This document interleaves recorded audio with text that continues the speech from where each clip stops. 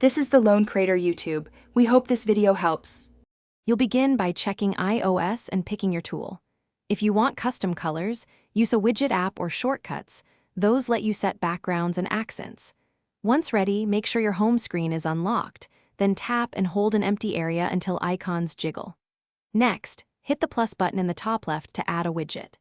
This step matters because adding from the right source determines which color and size options you'll get next. Now you customize appearance.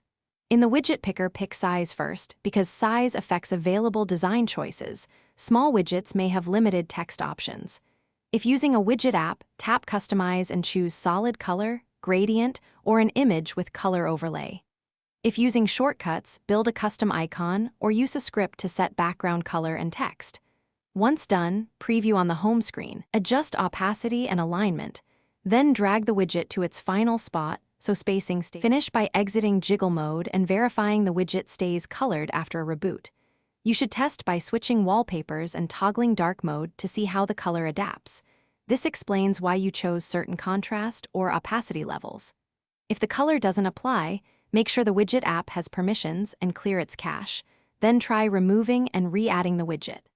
If problems persist, restart the phone or reinstall the app. That usually resolves lingering display or permission issues. Thanks for watching. Consider subscribing if we helped you.